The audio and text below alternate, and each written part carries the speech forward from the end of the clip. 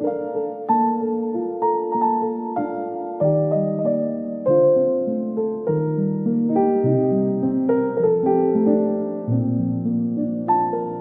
TV Peñol saludamos a las personas que se conectan por medio del canal local, también para quienes por medio de las redes sociales están participando de este segundo encuentro nacional de narrativas y por supuesto la bienvenida nuevamente a todas las personas que nos acompañan en el Teatro Municipal. Daremos inicio con el conversatorio titulado La poesía, los gatos y los amores posibles e imposibles con el poeta Darío Jaramillo Agudelo, quien nació en Santa Rosa de Osos, Antioquia, en 1947, es un referente de la poesía colombiana. Durante más de 20 años dirigió el área cultural del Banco de la República, ha ganado 2 premios nacionales de poesía, el premio de novela corta José María de Pereda, 2010, y el premio internacional de poesía Federico García Lorca, 2018. Ha publicado 9 libros de poesía: Historias, 1974, Tratado de Retórica, Premio Nacional de Poesía, 1978, Poemas de Amor, 1986, Del Ojo a la Lengua, Ilustraciones para 10 grabados, de Juan Antonio Roda, 1995, Cantar por Cantar, 2001, Gatos, 2005, Cuadernos de Música, 2008, Solo el Azar, 2011, El Cuerpo y otra cosa, 2016.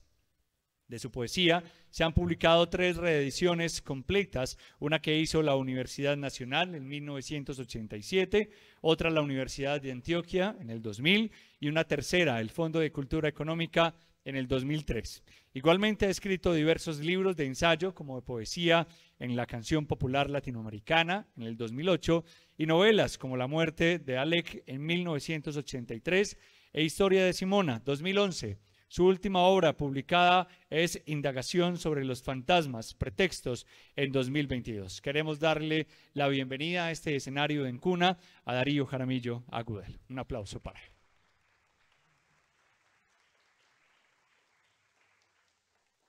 Conversará con el maestro Omar Alejandro, el escritor Omar Alejandro González, quien nació en Bogotá en 1984. Es licenciado en lengua castellana en la Universidad del Tolima y actualmente es maestrante en literatura de la Universidad Tecnológica de Pereira. Se desempeña como director del Taller de Literatura y Escritura Creativa del Centro Cultural Universidad del Tolima y de la revista literaria Palabra Realizada. Es docente catedrático en la Universidad del Tolima y en el Instituto de Educación a Distancia. Ha publicado los libros Música de Parcas, Cuentos, 2013, Sorbos de Bilis, Poesía, 2015, Signo Roto, Poesía, 2018 y Los Marcos de Varo, Poesía, 2018. Libro ganador del concurso departamental de estímulos. Fue primer puesto en el concurso de poesía de Ibagué en Flor en 2013 y del concurso departamental de cuento universitario en 2007. Reside en Ibagué desde el 2003. Damos la bienvenida al maestro también, Omar Alejandro González Villamarín. Maestros, tienen la palabra en este conversatorio.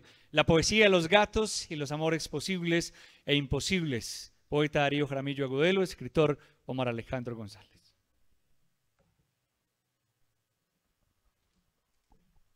Bueno, pues saludarlos de parte del Centro Cultural de la Universidad del Tolima, saludar especialmente al maestro Pedronel y a Liliana, quienes me extendieron esta invitación después de que Liliana supiera de los talleres virtuales que se hacen desde hace ya más de 15 años en el taller de literatura y escritura creativa Hugo Ruiz Rojas, que dirijo, y pues gracias a ellas que estamos aquí hoy con el maestro Darío Jaramillo Agudelo.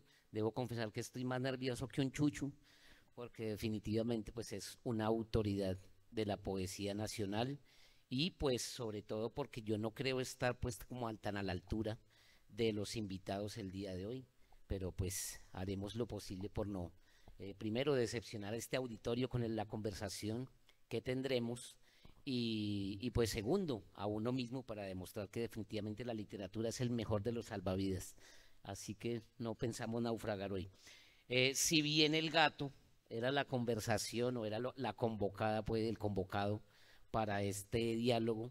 Hemos decidido, pues, como el gato, saltarnos un poco los tejados de la programación y tener un diálogo un poco más abierto, especialmente porque el gato no es el animal más mencionado ni más referencial de la literatura. Yo diría que son los pájaros, un ejemplo de ello, Emily Dickinson, que al menos en unas 350 ocasiones los menciona.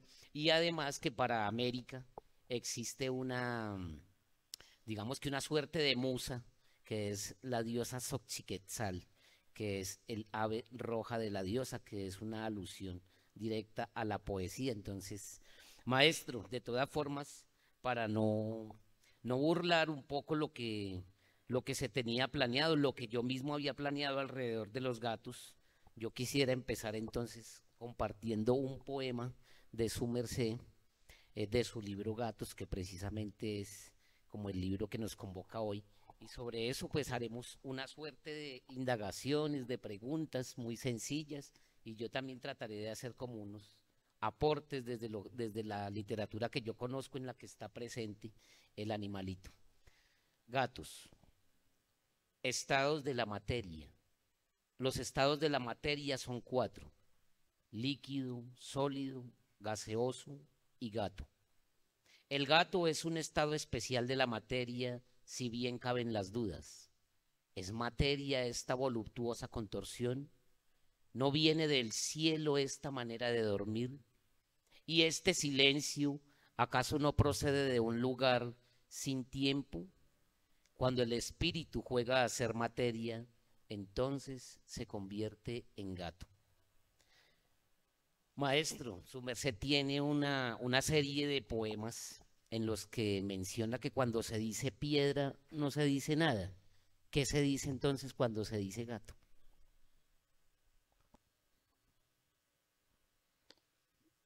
Antes de contestar esa pregunta y mientras se me ocurre alguna cosa que decir, comienzo por agradecer a ustedes su presencia, a Pedronel la invitación al Peñol. Y también comienzo por decir que también yo estoy muy asustado. La razón de mi susto es que yo soy gato y los gatos somos tímidos. Y tal vez por eso es que me atreví a escribir sobre gatos, que además están de acuerdo con eso de que les gusta, de que en la poesía están más presentes los pájaros que los gatos. A los gatos nos encantan los pájaros también. Es más, nos podemos alimentar con ellos. Pero cuando yo digo gato, lo que quiero decir es gato. Quiero referirme a un cuadrúpedo que figura como doméstico y no lo es, que figura como felino y en parte lo es, pero en parte es un estado de la materia y en general puede ser la metáfora de muchas cosas, de manera que cualquier significado de esos que se le atribuya en mis poemas a la palabra gato pues es aplicable.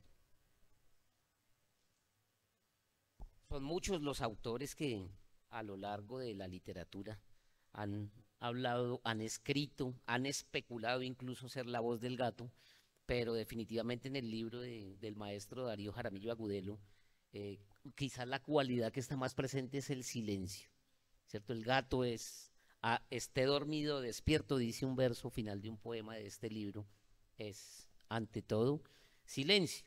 Y esa relación entre el gato y el poema, por ejemplo, me hace recordar unos versos de Carlos Drummond de Andrade que están en su poema Búsqueda de la Poesía, y que si bien hablan de que cuando se escribe un poema se debe asumir una serie de estados de pensamiento, consideraría yo que también cuando se tiene la presencia de un gato en la casa, asistiría a algo como lo que dicen estos versos.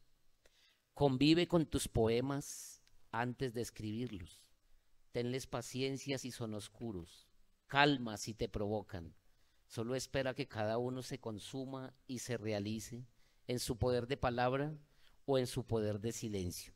Y pues alrededor de este tema, de El gato y el silencio, su merced por aquí tiene un poema que quisiera compartir, o si su merced lo puede leer, La particularidad es que todos los poemas se titulan gatos. Entonces, no puedo decirle gato 1 o gato 2 como un código para que su merced brinque astuta y sigilosamente a la página exacta, pero es este poema en el que empieza estados de la materia, perdón, ya lo leímos, es otro.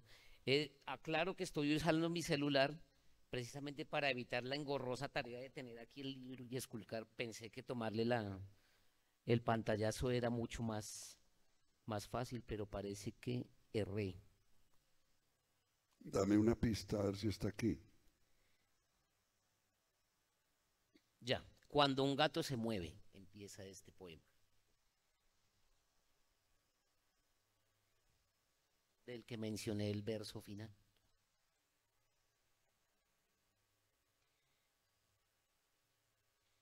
No lo veo, dale allá. Bueno, entonces lo leo yo. Dice, cuando un gato se mueve, parece que nunca hubiera estado quieto. Cuando un gato está inmóvil, parece que le fuera negado el movimiento. Mientras juega, el gato pide música. Dormido o al acecho, el gato es el silencio mismo.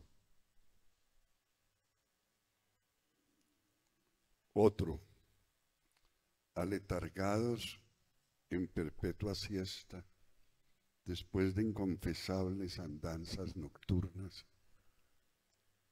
desentendidos o alertas, los gatos están en la casa para ser consentidos, para dejarse amar indiferentes. Dios hizo los gatos para que hombres y mujeres aprendan a estar solos. Qué bello esto. Ese final, precisamente, Dios hizo los gatos, me trae a la memoria una vieja disputa de la literatura, que no es ni la primera ni será la última, sobre la autoría, originalidad y primera vez que alguien dijo algo respecto de ella, ¿no? Entonces recuerdo que hay unos versos de Borges que dicen que Dios hizo a los gatos para que los hombres pudieran acariciar a los tigres. Y resulta que por allá, investigando en otras cositas, me di cuenta que primero lo dijo Víctor Hugo, ¿cierto? Entonces, ¿quién dijo qué? Porque la frase se le endilga a Borges, ¿no?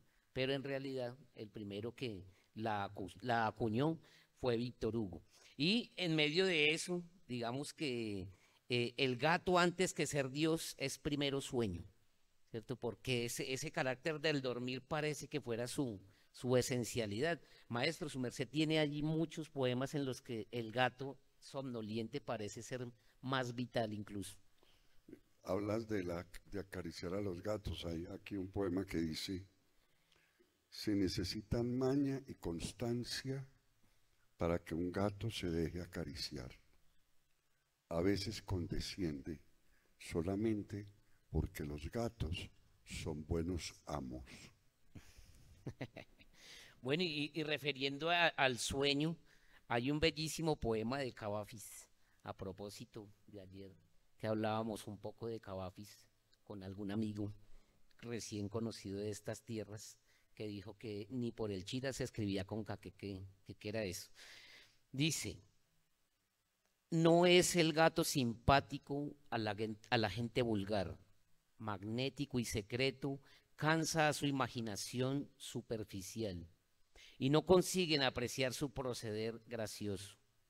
Pero el alma del gato es su altivez, la libertad, sus nervios y su sangre son. En su mirada nunca hay humildad, en su manera de ocultar cualquier pasión, en la gracia y sosiego de su disposición, la pulcritud y contención de sus impulsos, que pura suavidad de los sentidos encierran. Cuando duermen o reposan con sopor los gatos, de una frialdad visionaria están ungidos. Tal vez entonces vaguen a su alrededor espectros de épocas antiguas. Tal vez la visión los lleve a Bubastis, donde su culto florecía, y los Ramsés los coronaban con su veneración, y cada gesto suyo era como una profecía. Recordarnos que en el antiguo Egipto había una diosa que encarnaba la figura del gato, que era Bastet, ¿no? Y que este lugar Bubastis. En este lugar se encontraron al menos 300 cadáveres de gatos momificados para rendirle culto a la diosa. Maestro, ¿y el sueño?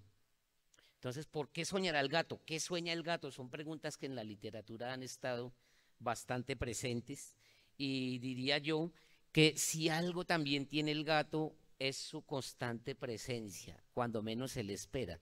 Es casi un fisgón. Hay un poema de su merced aquí en el que habla que los gatos efectivamente parecen ser seres que están constantemente vigilantes. Si nos lo puede compartir, maestro, en el que dice o termina en que son testigos.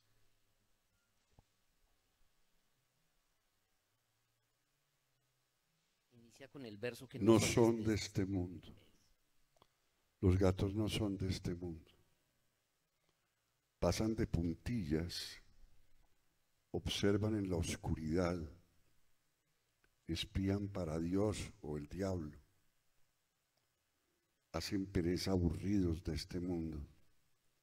Los gatos, invasores, testigos. Bueno, maestro, yo leía este poema y era imposible no recordar un maravilloso cuento del maestro Saki, que de pronto alguien aquí también haya tenido la oportunidad de leer alguna vez, que se titula Tobermory, y es un cuento de este maestro del humor, en el que hay un gato que es muy común, muy corriente, pero llega un gramático inglés a vivir pues como en una casa de pensión, y allí se encuentra pues con la particularidad de las casas de pensión de la época, en la que convivían por igual, como en la novela de Papagoriot, varios personajes de la alta alcurnia concentrados pues como en una misma casona. Y este hombre se propone la tarea de enseñarle a hablar al gato, y lo consigue. Y entonces qué peligroso puede ser un gato que habla, ¿no? Y pues el cuento se desarrolla en el humor de que este felino, que se pasea a sus anchas por toda la casona, conoce todos los íntimos secretos de sus habitantes, pero él mantiene su silencio hasta que se revela que el gato sabe hablar, y entonces empiezan los seres humanos, como es natural, a hacerle preguntas absurdas pensando que el gato no piensa, sino que es como un ente al que se le puede preguntar si la leche está rica y cosas por el estilo. Entonces me permitiría yo, como para que veamos esta perspectiva del gato como un testigo que puede terminar siendo más que un testigo, un terrible juez. Dice así un fragmento de este cuento del maestro Saki, que se titula Tobermory. Perdón, que esta es la segunda parte. Están hablando pues tonterías, y uno de los comensales se da cuenta que al gatico como que no le está gustando, entonces le pregunta lo siguiente: ¿y qué hay de tus andanzas con la gatita de color carey allá en los establos? No bien lo dijo, todos advirtieron que la pregunta era una burrada. Por lo general no se habla de esas cosas en público, respondió fríamente Tobermory. Por lo que pude observar de su conducta desde que llegó a esta casa, imagino que le parecería inconveniente que yo desviara la conversación hacia sus pequeños asuntos. No solo al mayor dominó el pánico que siguió a estas palabras. ¿Quieres ir a ver a la cocinera? Ya tiene lista tu comida, sugirió apresuradamente Lady Blemley, fingiendo ignorar que faltaban por lo menos 2 horas para la comida de Tobermory. Los gatos tienen 7 vidas, ¿sabes?, dijo Sir Wilfrid con ánimo cordial. Posiblemente, replicó Tobermory, pero solo un hígado. Adelaida, exclamó la señora Cornet, ¿vas a permitir que este gato salga a hablar de nosotras con los sirvientes? El pánico en verdad se había vuelto general. Se recordó con espanto que una balaustrada ornamental recorría la mayor de las ventanas de los dormitorios de las torres, y que era el paseo favorito de Tobermory a todas horas. Desde allí podía vigilar a las palomas y sabe Dios qué más. Si su intención era extenderse en reminiscencias con su actual tendencia a la franqueza, el efecto sería más que desconcertante. Habían decidido eliminarle. Este es pues como el recuerdo que se me viene de un personaje felino que resulta ser más que un testigo, un terrible juez. ¿Por qué testigo, maestro? ¿Testigo de qué?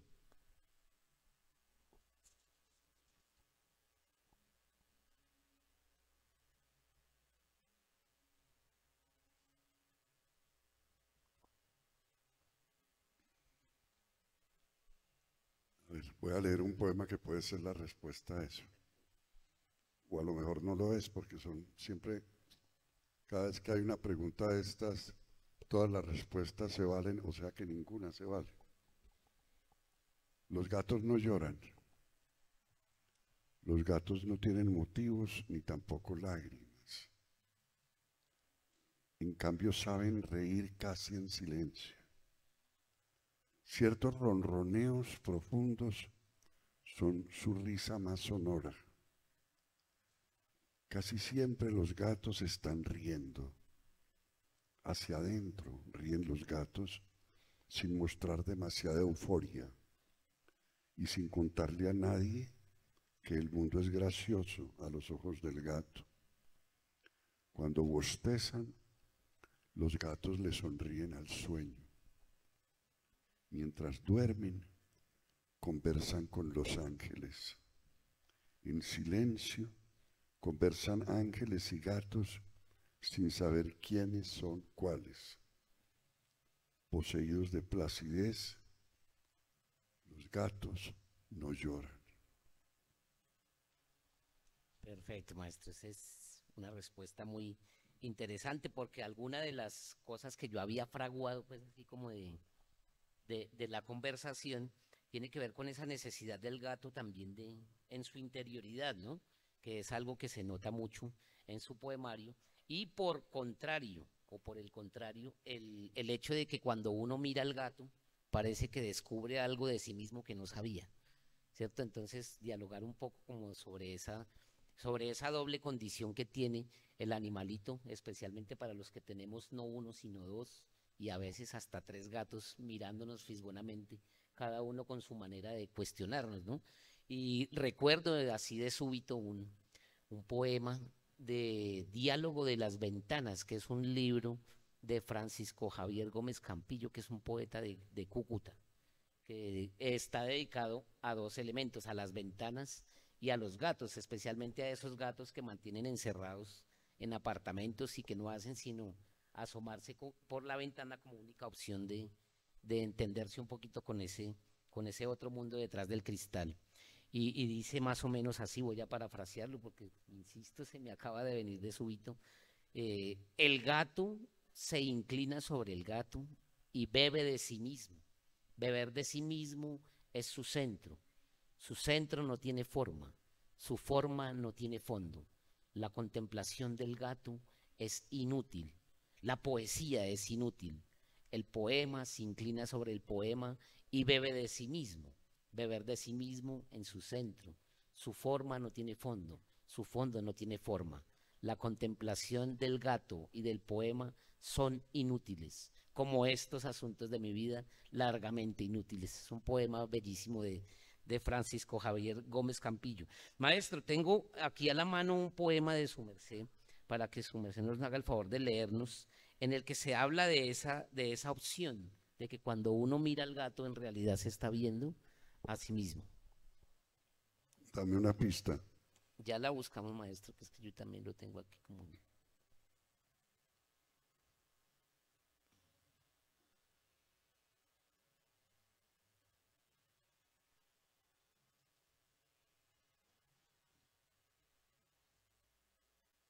Era el último al que le tomé el pantallazo. Cuando un gato se mueve en estado quieto, no, ese ya lo leímos. Fíjate que es que tengo aquí tanto pantallazo de poemas de gatos. Casi todos los gatos son gatos. Ese no lo tengo, dale. Bueno, dice, casi todos los gatos son gatos, pero existen gatos que no son gatos. Que los hay, los hay. Se sabe de brujas que se meten entre un gato y nadie cuenta de gatos convertidos en bruja.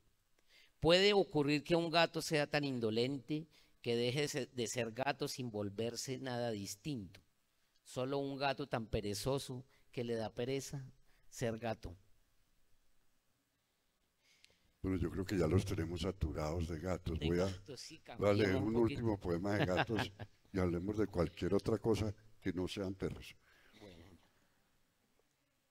¿Cómo lograr que la quieta palabra escrita posea la quietud del gato que duerme?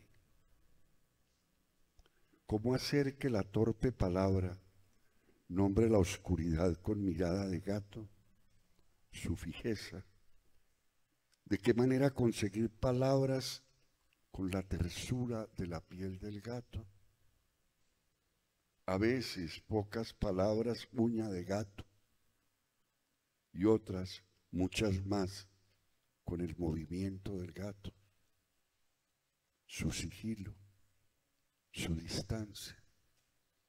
¿Cómo decir palabras que posean el silencio del gato? ¿Cómo hacer que la palabra me contenga y yo desaparezca, hecho silencio, como se desvanece entre la noche un gato?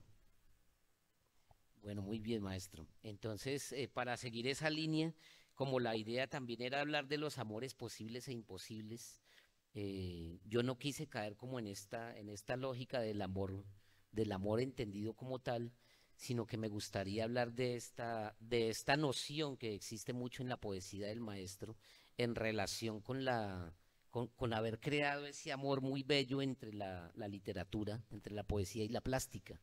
¿Cierto? Que es un amor que parecía abierto, o que otros han dicho que fotografía, pintura y literatura comparten un mismo elemento que es la imagen, ¿cierto? En este caso me gustaría que se hablara un poco de este libro, de esta experiencia más bien que significó de el ojo a la lengua, en el que su merced hace una interpretación, un acercamiento desde la palabra a digamos que a la plástica de este gran amigo de su merced que es Juan Antonio Roda. Bueno, la historia comienza así. Hay unas ediciones de un libro mío que se llama Poemas de Amor, que hizo el Áncora Editores con ilustraciones de Roda. Y fue tal vez la edición que más circuló siempre, se hicieron muchas además durante como 20 años, un montón de ediciones, no sé cuántas, pero más de 10. Roda era un buen amigo mío y una persona a quien yo admiré mucho. Y un día estaba yo en su casa y me dijo, ¿por qué carajos los pintores tenemos que ilustrar a los poetas y los poetas nunca ilustran a un pintor? Mi respuesta fue, a ver qué le ilustre, muestre a ver. Y él me dijo, espérese. Pasaron varios meses y un día me llamó y me invitó a su casa, a su estudio que quedaba al lado de su casa en Suba, en Bogotá. Y me dijo, es esto. Y tenía puesto sobre la pared del estudio 10 grabados abstractos, completamente abstractos. No había ninguna alusión a nada figurativo. Y me dijo, lo que usted tiene que ilustrar es esto. 10 grabados.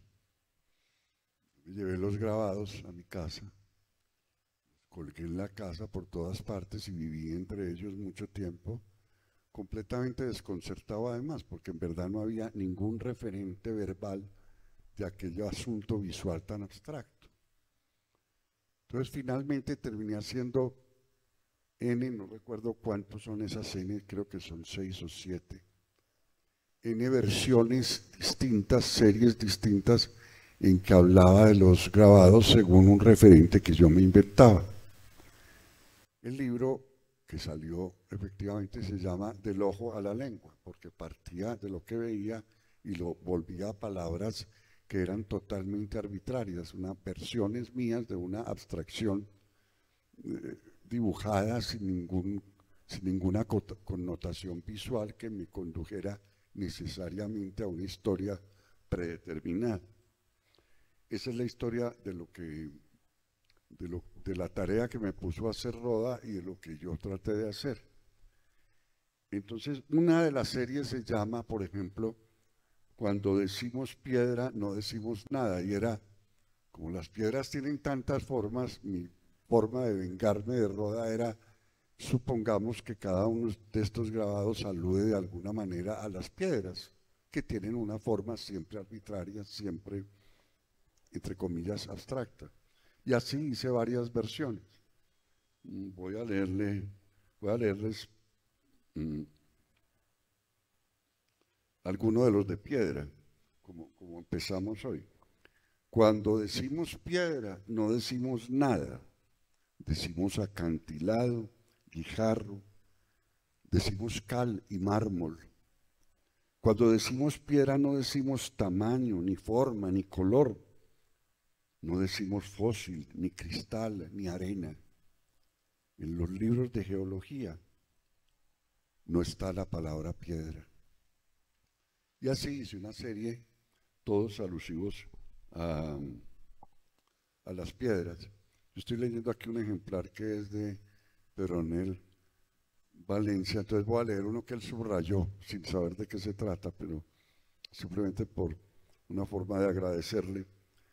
En esa serie de piedras, el sexto de alguno de los grabados dice: edificar el templo sobre piedras para que perdure, construirlo con piedras y colocar una piedra sobre el altar.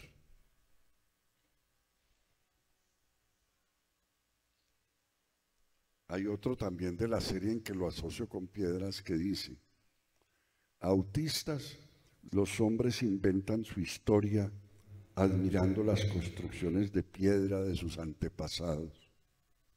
Pirámides, murallas, cárceles y templos, castillos erguidos contra el cielo. Autistas ignoran los hombres que la verdadera historia narra lo que hace la piedra con el hombre. La piedra construye al bípedo ansioso, la imperturbable piedra. De la piedra nace el fuego, y la primera morada del hombre es una cueva donde la piedra lo circunda. Piedras para cazar, para agredir al vecino, piedra para bajar la fruta de la rama más alta, piedra para moler, para amolar, piedras en cocinas y lavadero, para ablandar al hombre. Entonces hay una serie, son 10 grabados, cada uno es una versión en forma piedra de la serie. Hay otra serie que se llama, también interpretativa de eso, que se llama Signo del aire lavado por la luna. Aquí en esta antología hay esas dos series, en realidad de verdad el libro son como 6 o 7 versiones distintas del libro, y siempre yendo del ojo a la lengua y siempre con toda la arbitrariedad que me permitía que fueran abstractos los grabados. Esa es la historia. Bueno, maestro, yo creo que en la literatura colombiana siempre ha habido como una necesidad de ubicar genealógicamente, por estilo, ¿cierto? A los autores, piedracielistas, nadaístas, los que pertenecieron a la generación mito, ¿cierto? Los de la generación sin nombre, por ejemplo, que ahí está Luque Muñoz. Háblenos un poco de ese fenómeno que de pronto lo rodea a su merced alrededor de la generación golpe de dados, ¿no? Lo que significó esa época de la poesía colombiana, no solo para su merced, sino para la poesía en sí, ¿no? Yo pertenezco a una generación que es la siguiente del nadaísmo. Los nadaístas estuvieron llenando el escenario literario colombiano prácticamente en toda la década del 60. Eran la novedad, eran la parte que irrumpía muy agresivamente con una actitud de estilo vanguardia, porque en Colombia, como decía Julio Flores, todo nos llega tarde hasta la muerte. A nosotros nos llegó el vanguardismo en los años 60, cuando el vanguardismo era algo propio de los años 20. Y la generación siguiente, que surgió en términos literarios y empezó a publicar en los años 70, es mi generación. Esa generación tiene algunas características que nos distinguen de las anteriores de alguna manera. La primera es que hasta los nadaístas, el epicentro de la actividad literaria donde los poetas se encontraban eran los cafés. Y entonces cada generación, en Bogotá, por ejemplo, se identificaba que el café de los nadaístas era el Cisne y que el café de los anteriores, de los cuadernícolas, era el automático. Y así, mi generación no tuvo café. Éramos como muy aislados.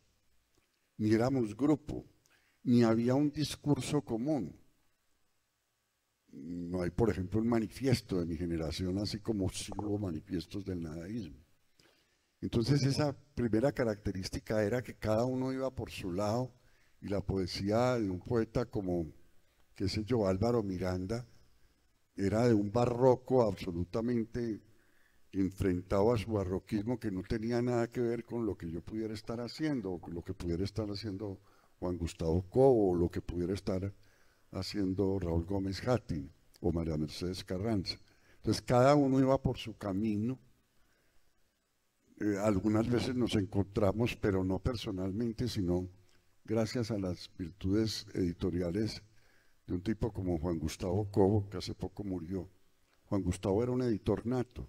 Entonces lo que hacía era que llamaba por teléfono a decir: dame un poema inédito que voy a hacer una antología de poetas para el diario El Informador de Santa Marta, o el tal periódico de las ciudades más inverosímiles de qué sé yo, de Monterrey, México, o de La Plata, Argentina, en fin.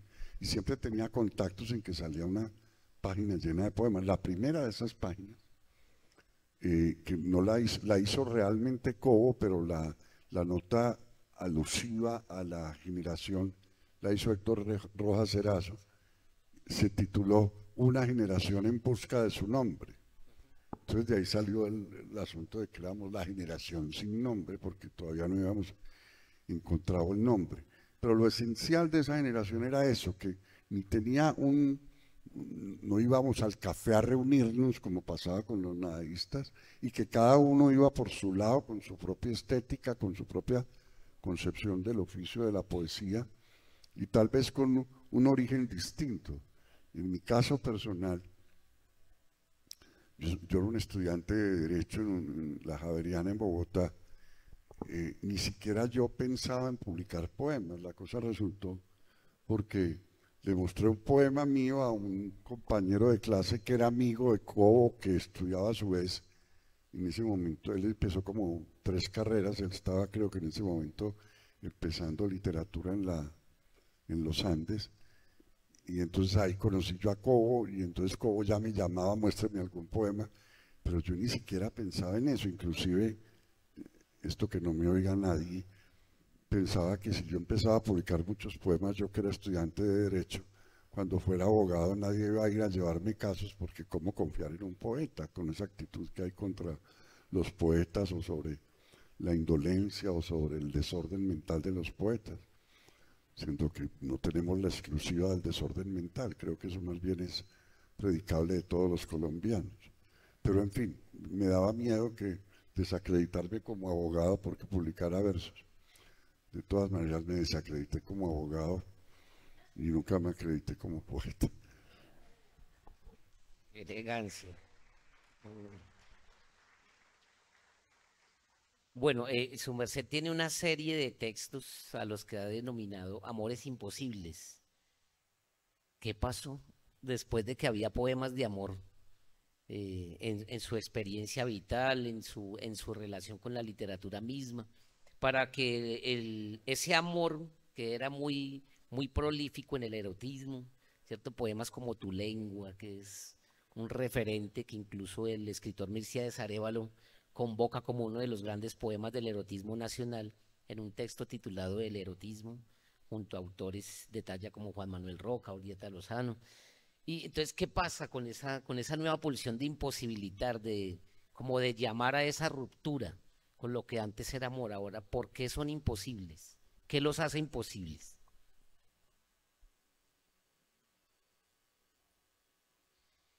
La serie tiene un epígrafe de Luis de Góngora que dice: la dulce munición del blando sueño, alimentando vanos pensamientos.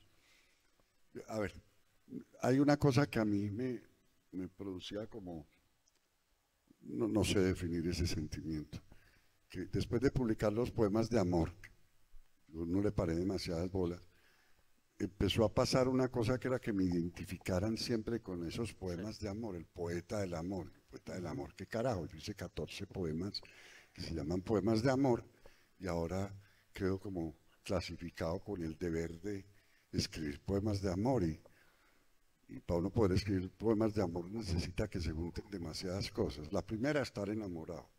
La segunda, ser capaz de pensar algo mientras estoy enamorado, una condición absolutamente imposible además.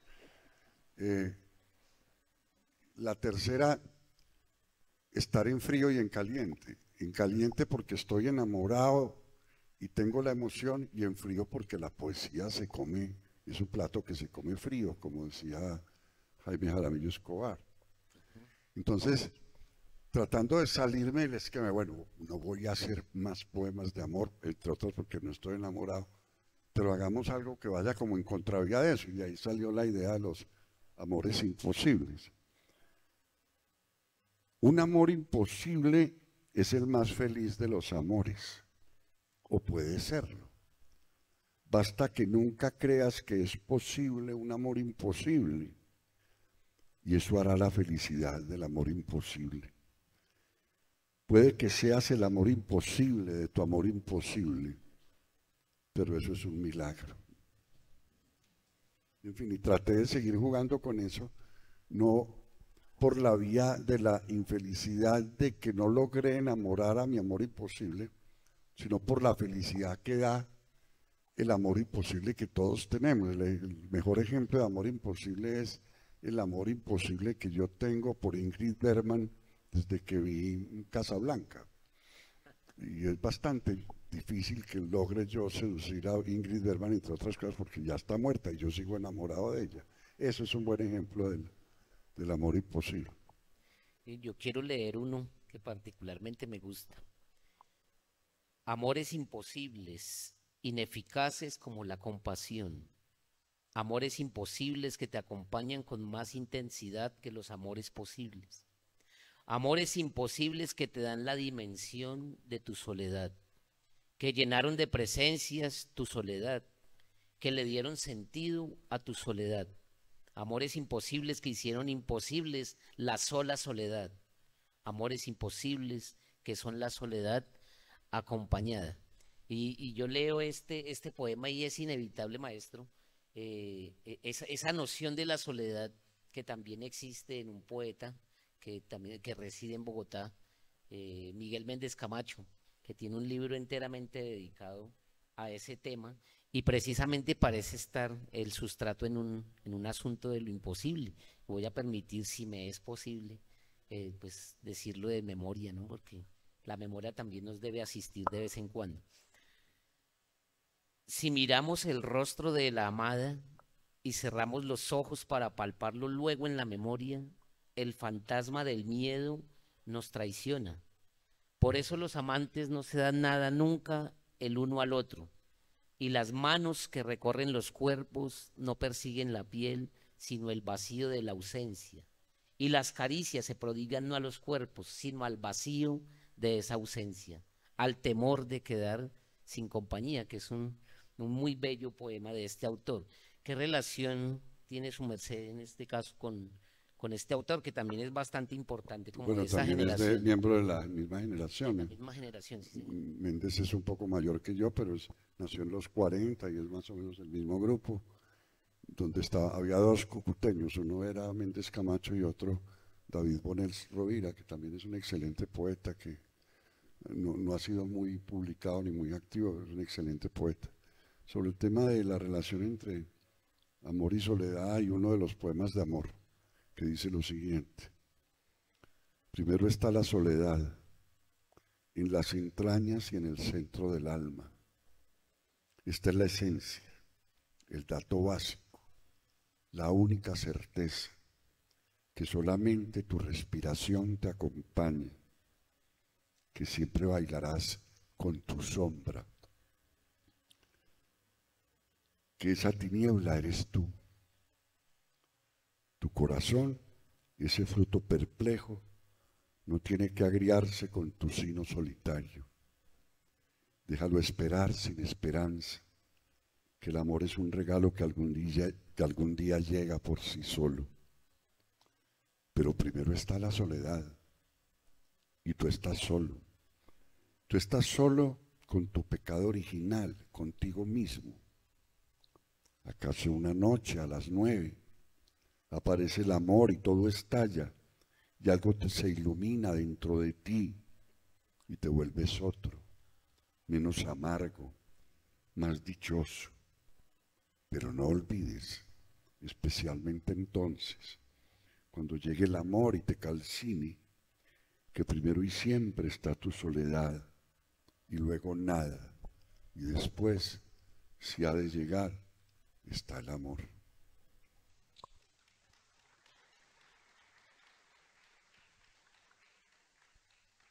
El día de ayer estaba la propuesta humorística, espectáculo que nos dio sobre la poesía colombiana vista con humor, Carlos Mario, ¿no? Él nos puso en la pantalla un fragmento de ese poema Tu lengua, ¿cierto? Alrededor, pues, como de esta noción de que si para editar una revista de poesía se necesitara el patrocinio de un motel y una cosa así, entonces que ese sería el eslogan, una cosa muy, muy sabrosa. Pero quisiera yo compartir, si el maestro me lo permite, ese poema completo, para que los que estuvieron ayer no se queden como con el fragmento, sino con toda digamos que la expresión que tiene este texto, porque tiene muchos matices y aristas. Tu lengua.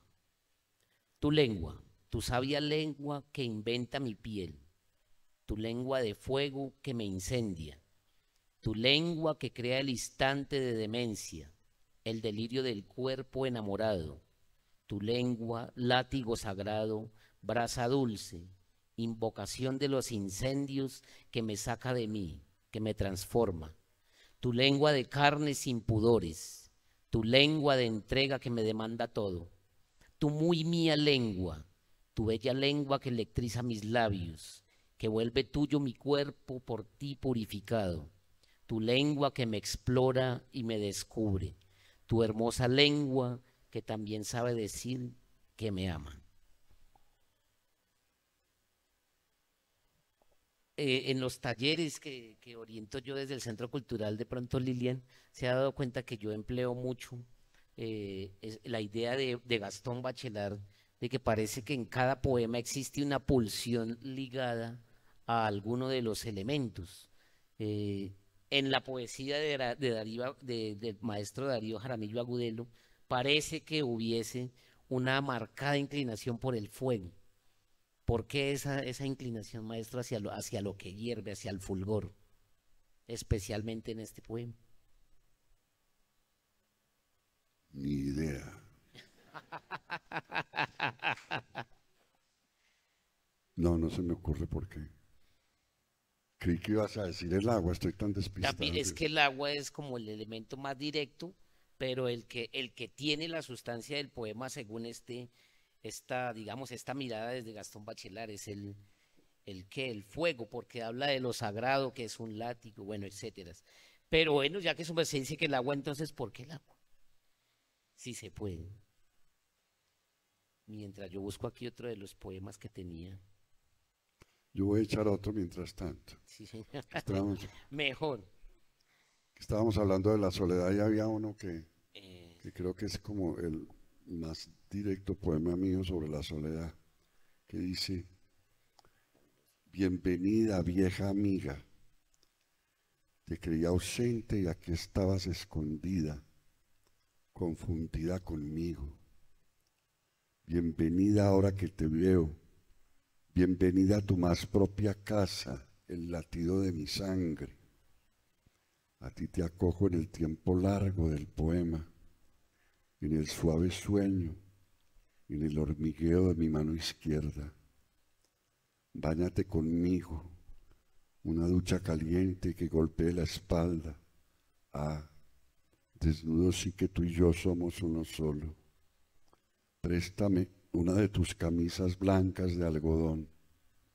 Ven, tomemos café sin azúcar. Así lo bebo solamente contigo, amiga, ladilla, sombra. Y fumemos viendo el cambio de color de la montaña. Húndete conmigo para que pueda mirar cómo amanece. Ven, cántame una canción, aguántame la risa de gozarte hasta el tuétano, generosa mía.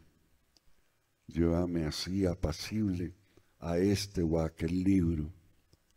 Deja que te lea en voz alta y dime si te aburres. Vuélvete música, almohada, convierte maga tu sustancia en humo en el umbral de las visiones. Viva conmigo la euforia santa del silencio. Alucina, muchacha de mi vida, y cuenta tu cuento mientras yo torpe tomo tu dictado. Tacha siempre toda espera o esperanza, que no se sienta el tiempo, y baila conmigo la danza de la sonrisa en el ojo de la mente hasta caer inseparablemente juntos, fulminados. El poema se titula Hola, soledad.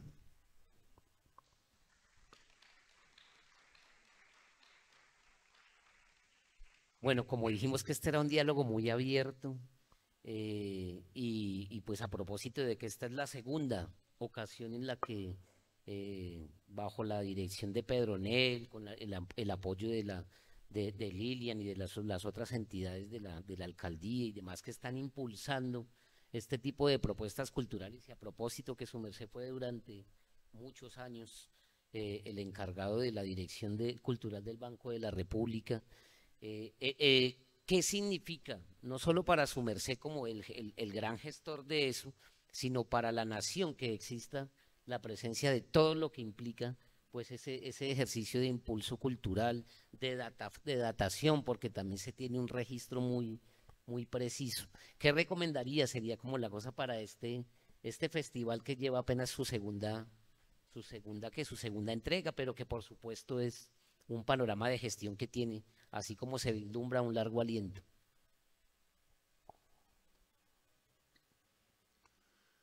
Mi experiencia en el trabajo cultural me enseñó una primera lección de lo que es ese trabajo. Y así como los mandamientos todos empiezan por no, esa primera lección también empieza por no. No existen proyectos culturales de corto plazo. Simplemente no existen. Cualquier proyecto cultural supera la vida misma de un hombre.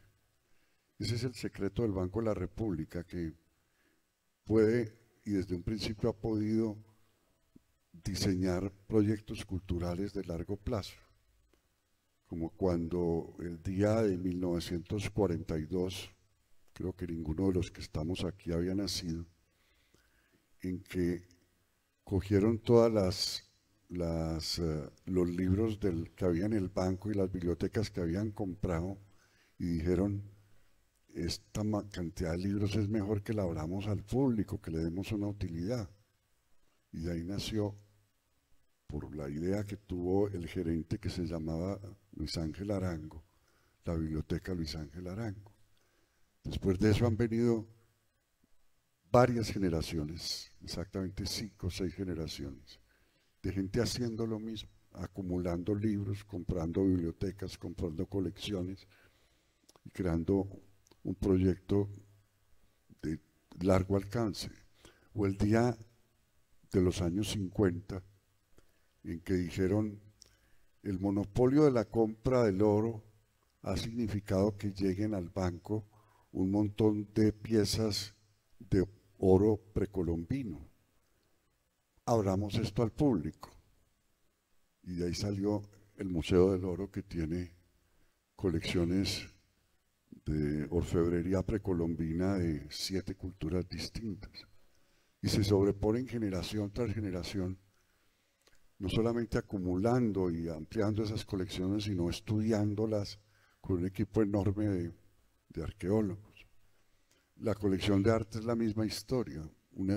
Se hace un día una exposición en la Luis Ángel Arango en 1958 y el gerente de ese momento decide comprar uno de los cuadros para empezar una colección de arte. El cuadro número 1 de esa colección es un cuadro de Fernando Botero. Me dirán si no fue un sentido profético enorme, y se superponen generaciones que van haciendo lo mismo, y uno llega al banco, yo llegué en el año 80 y algo, y se monta en un tren en marcha. No hay el proyecto de Darío Jaramillo en el banco, no, hay el proyecto del banco, que es trabajar unas colecciones, y su deber, mi querido amigo, es mantenerlas, catalogarlas, ponerlas al servicio del público, darles siempre una dinámica al servicio de esta sociedad, usarlas para entender esta sociedad. Y así ha hecho el banco una labor que parte de unas colecciones que no se ha salido de esos rieles y en la cual han trabajado generaciones y generaciones. Es mi forma de responder tu pregunta, Omar. Vamos en el segundo de estos festivales. La idea es que se establezcan como una institución que es de propiedad de la gente del Peñol y que se sienta como parte de la sociedad peñolera ese proyecto, y que se proyecte en el tiempo con una dinámica en que cada generación va superponiendo. Es así como se construyen los proyectos culturales. Yo no confío demasiado en el proyecto cultural de un individuo porque tiene la duración de ese individuo, pero sí confío en los proyectos que se asimilan como de un grupo y siguen desarrollándose como parte de la identidad de ese grupo. Ese es el secreto. Perfecto, maestro. Y yo creo que para ahorita darle la palabra a las personas que también son conocedoras de la obra del maestro, que tienen sus indagaciones, inquietudes, yo no me quiero quedar con esta. Le escuché ahora en el almuerzo, para que se den cuenta que esto es algo muy así, no es planificado ni nada, ¿no? En la hora del almuerzo que su merced escribía casi que la mayor parte de su obra los días domingos, ya cuando salía del ajetreo y demás de la semana, y me quedó rondando en la cabeza, ¿y en las noches del maestro qué? Dormía. Yo trabajaba en el banco, tenía que entrar a las 8:45 y llegaba a las 8:44 y durante esa semana no. A ver, los que hemos tenido la experiencia aquí, debe haber varios, de escribir poemas. Sabemos que el poema aparece cuando le da la gana y muchas veces no coincide la aparición del poema con la facilidad de registrarlo, porque uno no tiene un lápiz, porque se memoriza el verso y cuando llegó el momento de escribirlo, ¿cómo es que era el verso? Era perfecto, era la inmortalidad que se me había ocurrido. Y claro, la inmortalidad pues ahí quedó olvidada.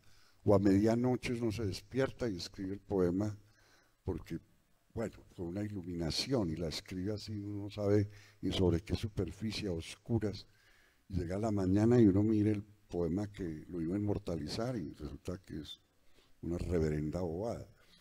Bueno, en fin, la lucha con el poema es hacer coincidir la inspiración con la oportunidad de registrarla y luego tener la paciencia de guardar ese borrador 1 o 2 años para después leerlo como si lo hubiera escrito un enemigo, a ver si uno es capaz de corregirlo y de ahí sacar el poema ya en frío. La prosa es distinto, la prosa exige una disciplina.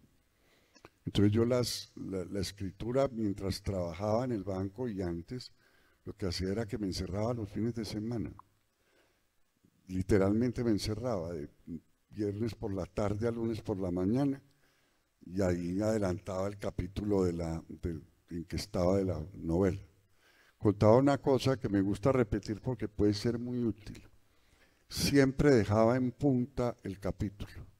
Entonces, yo sabía que cuando llegara el viernes tenía que terminar este párrafo que ya más o menos lo tengo claro, entonces así enganchaba fácil.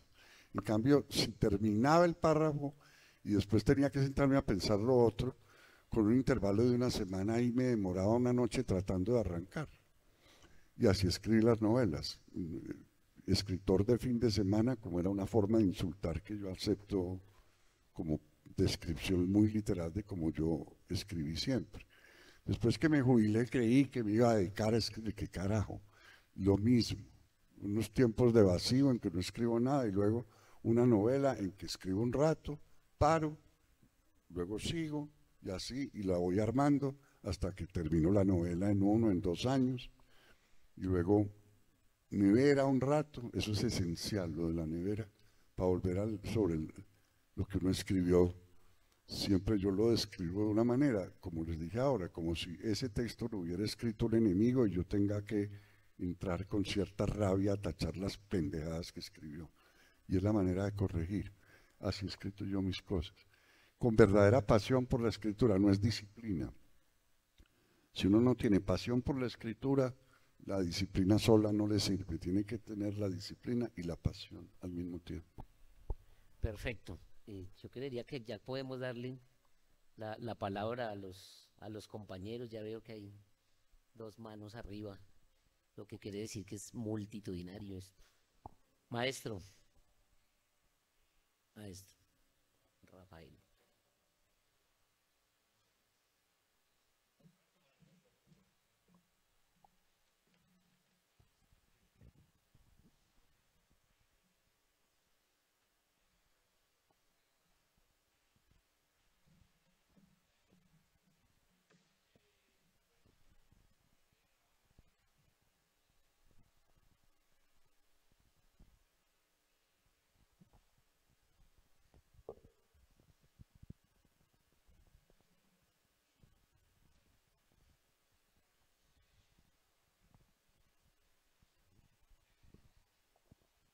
Eh,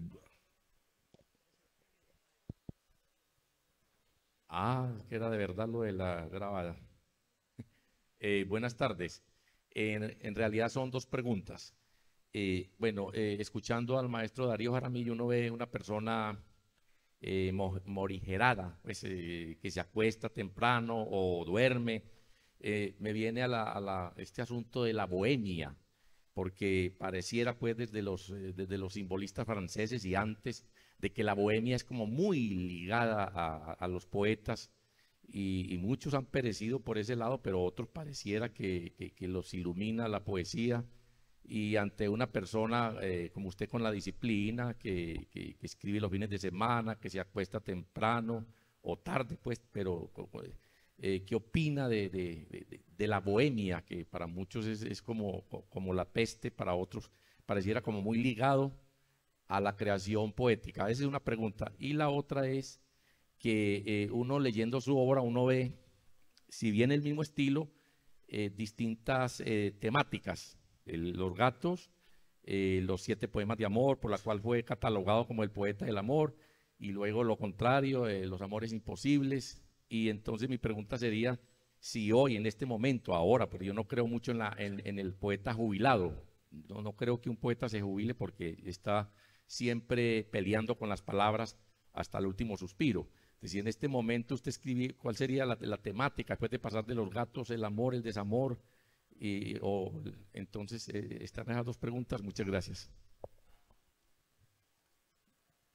Sobre la primera pregunta yo repetiría eso de que cada uno tiene su propia forma de matar las pulgas. Yo no tengo una fórmula que sea extendible a todo el mundo. Es mi forma de hacerlo y cada uno encuentra su camino. Hay poetas que necesitan la noche y la bohemia y la inspiración en forma de mucha vida social y mucho suspiro tanguero, y bueno, algo le saldrá. Cada uno lo hará a su modo. O sea que estamos en el terreno de la patafísica, leyes universales de un solo caso.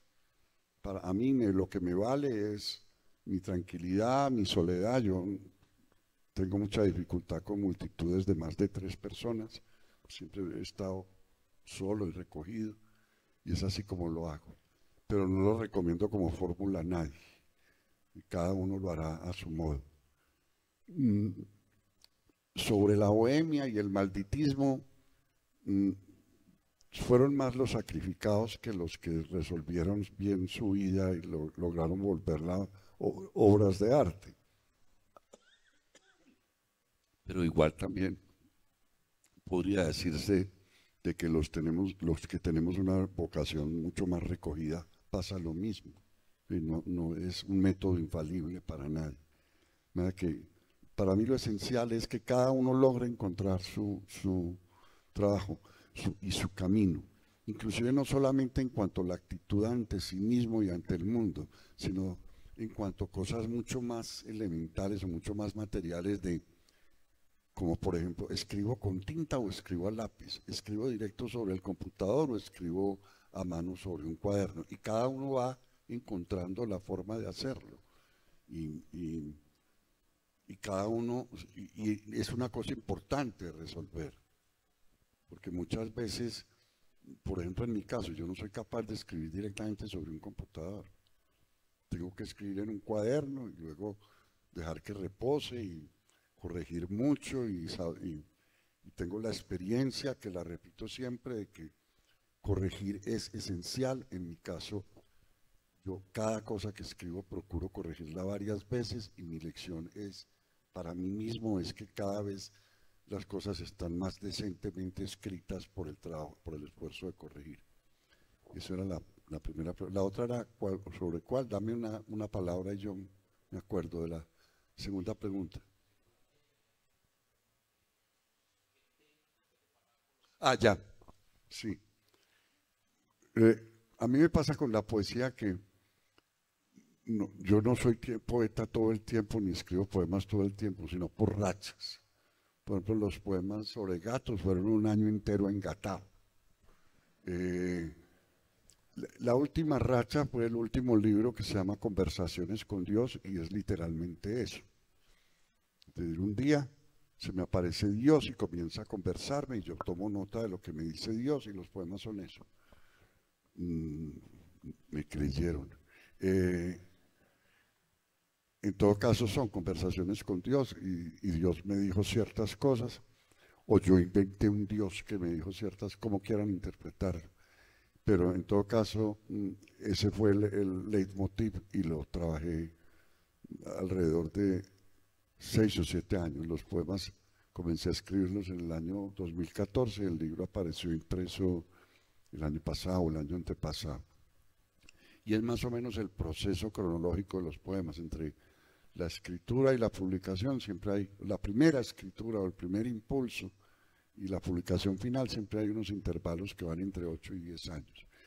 Después de publicar las Conversaciones con Dios, me paralicé, y en este momento estoy sintiéndome expoeta, pero algún día vuelve a arrancar y algo se ocurre.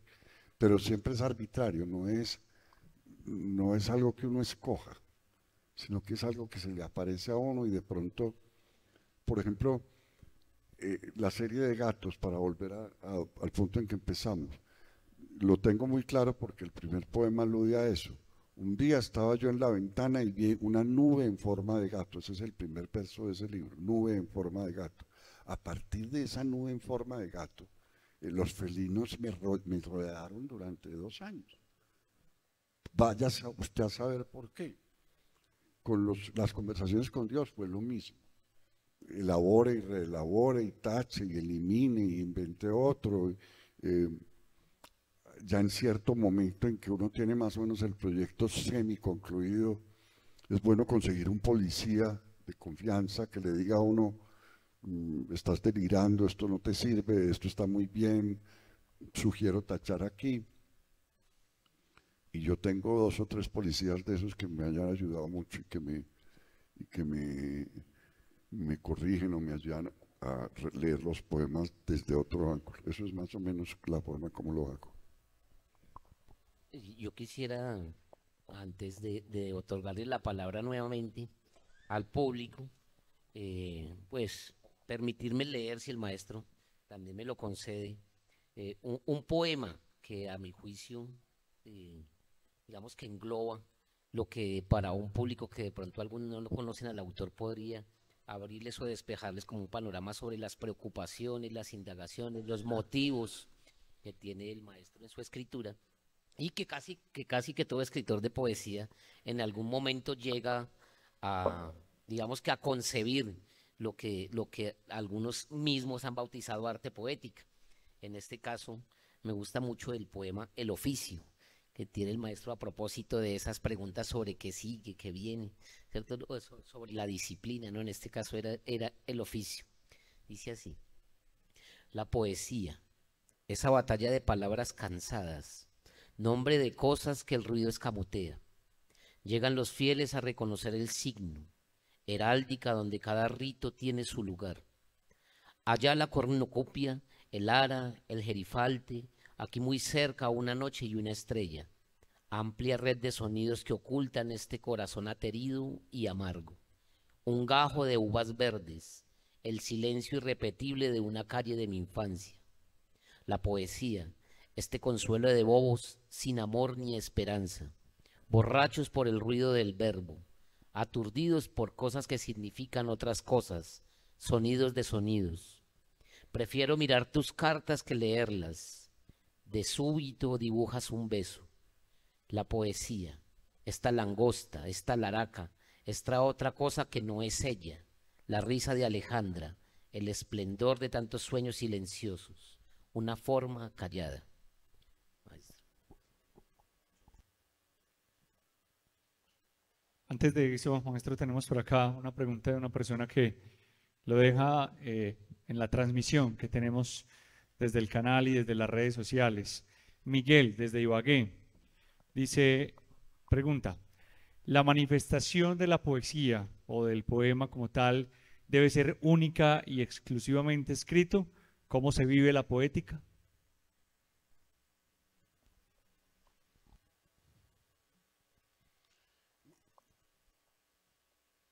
No, yo creo que no es una única forma, que hay formas de poesía que no son escritas.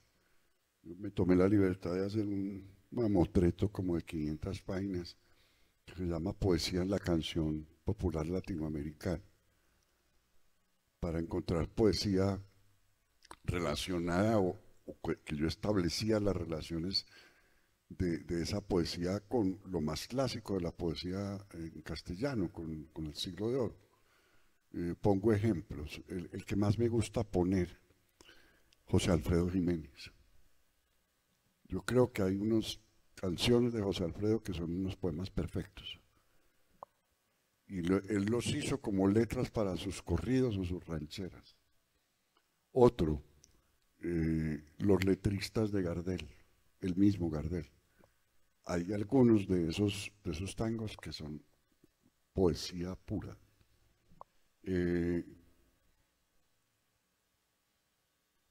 Otro que utiliza Pedro muy bien en uno de sus libros, Las Acacias. Las Acacias es un músico que toma unos versos y que los adapta a la música y uno lee como poema ese bambuco, es bambuco, yo no sé, ya no vive nadie en ella. O es pasillo o es bambuco, pero en todo caso es canción folclórica colombiana. A Miguel le podría decir que indagando por las letras de las canciones va a encontrar muchos poemas. O, no sé de qué edad sea Miguel, pero si es de otra generación más reciente, que lea Satisfaction, la canción de los Rolling Stones, y leerá un hermosísimo poema. Un saludo para Miguel Stewart, allá en Ibagué, estoy seguro que es él. Un abrazo. Si gusta, puede para que las cámaras puedan captar.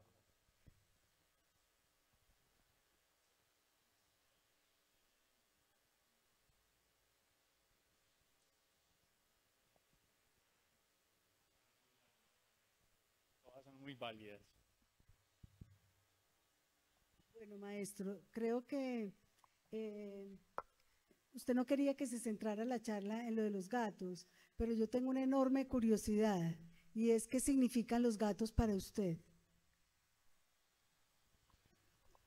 Es que yo soy gato.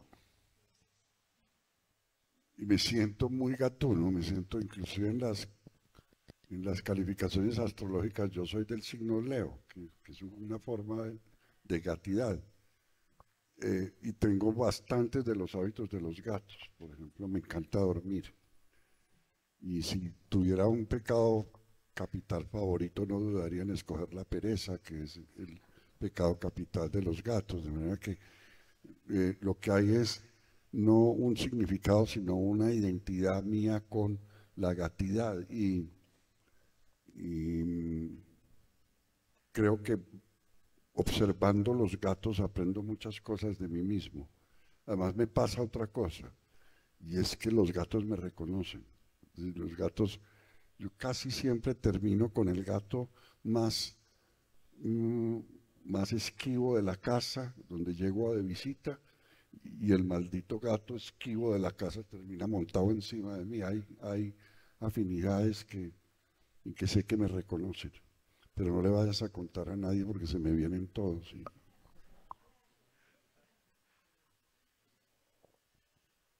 Acá tenemos otra intervención, don Pedro Nel Valencia. Maestro, hablábamos de los poetas malditos y en Colombia se ha conocido un poco como generación de poetas malditos, los nadaístas, ¿no? Usted mismo habla de que viene después de ellos esta narrativa pues ya de movimientos poéticos, pero sabemos de que usted tuvo alguna relación con ellos y los conoció tal vez de chico, al menos de dos tipos como fundamentales en el nadaísmo, como fue Gonzalo Arango como líder y X504 Jaime Jaramillo Escobar. ¿Por qué no nos hace un pequeño perfil de ellos? ¿Qué conoció? ¿Cómo eran? ¿Qué tan poeta era Gonzalo Arango? ¿O qué tan valiosa la poesía de X504? Yo frecuentaba la librería Aguirre, que sé que Alberto Aguirre estuvo muy vinculado al Peñol, porque mi padre me dejaba sacar libros en una cuenta que tenía abierta en la Aguirre. Y yo iba allá de 12, 13, 14 años y me antojaba de algo. Entonces allá llegó Gonzalo un día y Alberto ahorita me presentaron a Gonzalo. Gonzalo era un santo, era un ángel, era una persona más decente, más fina, menos confrontativa que pueda imaginarse. Y mi recuerdo de él es de ese ser humano. Luego tropecé 2 o 3 veces más en la vida con él y siempre encontré eso, un hombre capaz de oír, un hombre abierto, un hombre de una enorme sensibilidad. No creo que fuera un gran poeta, no me parece. Los poemas que le he leído no me... Inclusive yo tengo algún ensayo sobre los poetas nadaístas y mi conclusión es que el gran poeta del nadaísmo es Jaime Jaramillo Escobar. Jaime es un enorme poeta, un libro como Los poemas de la prensa es un libro capital en la historia de la poesía colombiana. Y si hay algún vínculo o algún capital que se acumule en la literatura colombiana aportado por el nadaísmo, es la poesía de Jaime. Mucho después de que él publicara ese libro, ya en los años 80, empecé una relación epistolar con Jaime que luego se volvió una gran amistad. Y yo sentí con verdadero dolor su muerte y pienso que era, además de eso, también tenía esa virtud menos de monje que Jaime, pero sí era un hombre lleno de comprensión y de capacidad para acoger a las personas. Y tuve, como te digo, mucha amistad con él, amistad que nació a partir de mi admiración por su poesía, pero que se tomó su propio rumbo como amistad, sin que disminuyera, más bien se aumentó la admiración por el poeta. Y creo que es el gran poeta nadaísta, sin duda. Bien, por acá tenemos una más, don Epifanio Tintinaco. Maestro público, buenas tardes. después de que ya me estaba recuperando de mi afición por los gatos. Llega usted y me sorprende con, no tanto con su escrito sobre los gatos, sino su concepto sobre los gatos. Yo quiero preguntarle, maestro, si hay afinidad o familiaridad, o mis gatos pertenecen a los mismos gatos suyos. Mis dos gatos, los que me han atormentado y que usted me lo recuerda, son: uno, el de Edgar Allan Poe, el gato negro, y dos, desde muy niño, desde que leí Alicia en el País de las Maravillas, me preocupa la sonrisa de ese gato. De ese gato me preocupa, maestro. ¿Será que son de la misma raza de sus gatos? Muchas gracias. Yo creo que podemos llegar a ser tan perversos o tan absurdos como en el caso del de Alicia, o como en el caso del de Poe. Sin embargo, toda la literatura sobre gatos apenas tiene un mediano, un limitado acceso a la gatidad. Y yo me incluyo entre todos, no me siento que haya logrado captar toda la gatidad escribiendo 10 o 15 poemas sobre gatos. Son aspectos o manifestaciones, pero es que la gatidad es infinita y todavía no la hemos logrado abarcar. Hay un autor que dice que si los extraterrestres llegaran a la Tierra, no tratarían de hacer contacto con el hombre, sino con los árboles. Yo creo que ese autor tiene razón, o tiene parte de razón. La parte que le falta es que tal vez trataría de contactar a los árboles, pero su traductor serían los gatos.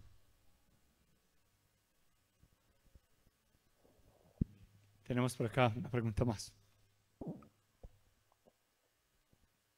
Maestro, había uno de los poemas en los que comentabas acerca de los gatos como seres traídos a la tierra por Dios, que estaban casi que atrapados, que podían ver en la oscuridad, por tanto lo sabían prácticamente todo, porque quien puede ver en la oscuridad y oculta lo invisible ante todos, me imagino que solamente puede ser un juez, que puede ser un espía del diablo o de Dios. Me parece que es un ser que tuviese que exportarse a otros planetas porque le queda corto la Tierra. Y usted comenta ser igualmente un gato. Y tal vez ese pecado capital, más que un pecado, sea la única forma que encuentran los gatos de escapar de la sencillez de este mundo. ¿Considera usted que este mundo se ha quedado corto para sus intenciones en su vida? Nada que añadir. Firmo todo lo que acabas de decir.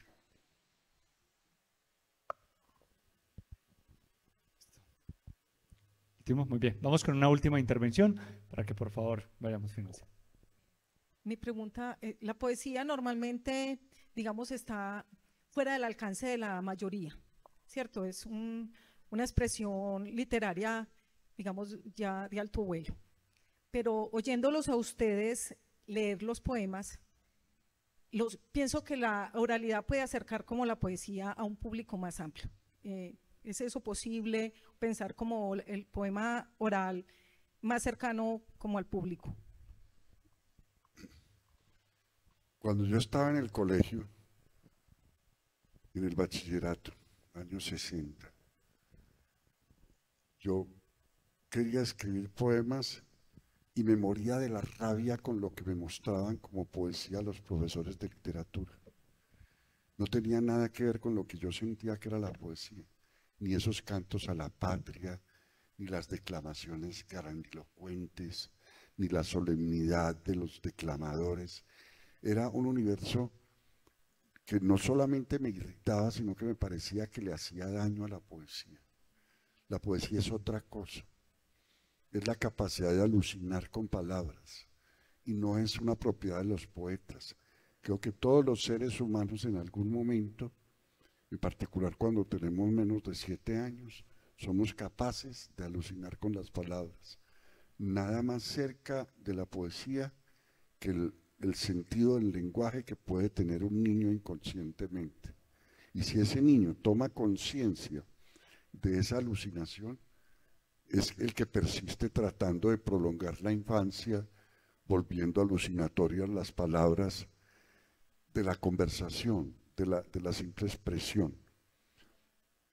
Y yo creo que si logramos sacar a codazos de la casa de la poesía todo ese sentido de la solemnidad, o de que el poeta es un iluminado, privilegiado, una especie de conexión con Dios, y más bien nos referimos a que la palabra, que es propiedad de todos y que es la verdadera materia de la poesía, puede ser compartida como alucinación, como bendición, como forma de entendernos por cualquiera de nosotros, bien sea leyendo un poema ajeno o bien sea tratando nosotros de ordenar una iluminación que hemos tenido. El día que logremos eso, yo creo que logramos un lenguaje común que nos va a volver hasta mejores personas, no en el sentido moral, sino en el sentido de capaz de integrarnos como individuos con el resto y con el mundo. Pero para eso tenemos que darle una patada en la nalga a la solemnidad de la poesía.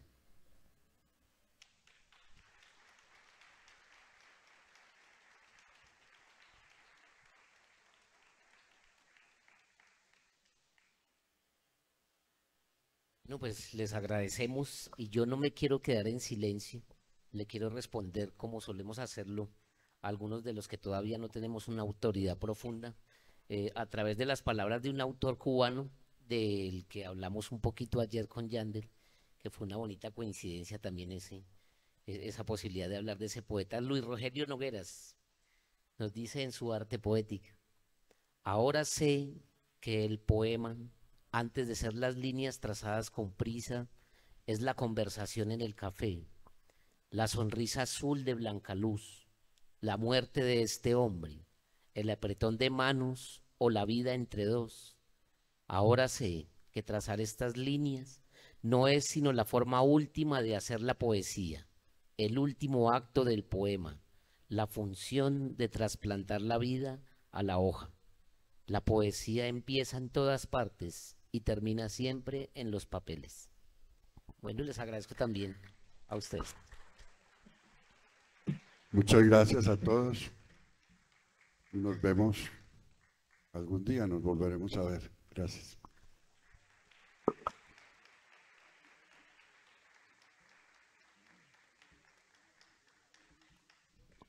Bien, agradecemos mucho.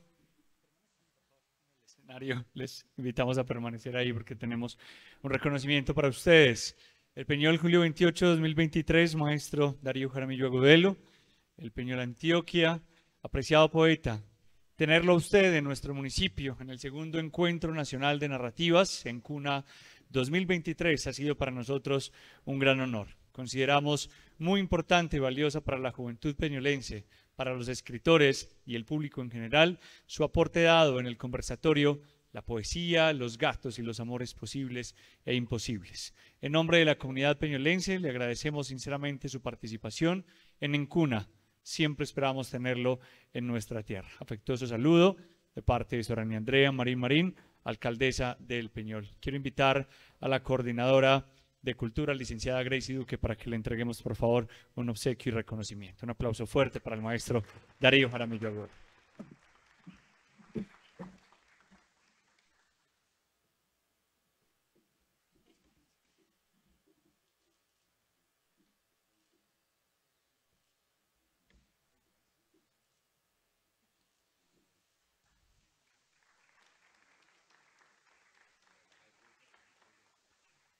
Tenemos además también un reconocimiento para el escritor Omar Alejandro González, apreciado narrador y poeta. Nos alegra mucho que haya venido desde Ibagué a acompañarnos en su interesante visión literaria y académica en nuestro segundo Encuentro Nacional de Narrativas en Cuna 2023. Valoramos altamente su participación en el conversatorio la poesía, los gatos y los amores posibles e imposibles con el poeta Darío Jaramillo Agudelo. Ha sido una charla motivante para los poetas y narradores locales y el público en general. Le agradecemos a nombre de la comunidad del Peñol su valioso aporte y esperamos contar siempre con usted. Un afectuoso saludo de parte de la alcaldesa del Peñol, Sorania Andrea Marín Marín. Un obsequio de parte de esta programación. Un aplauso fuerte para...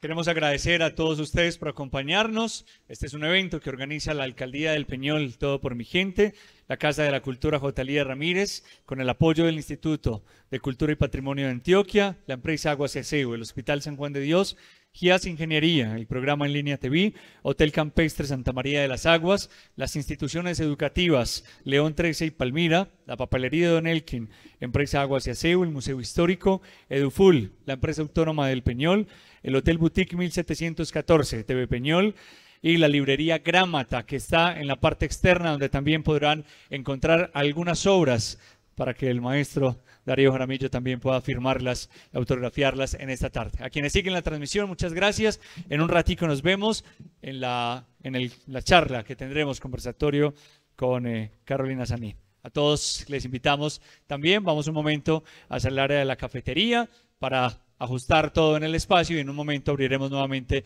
las puertas del teatro. Nos vemos en un ratico con Carolina Sanín. Muchas gracias.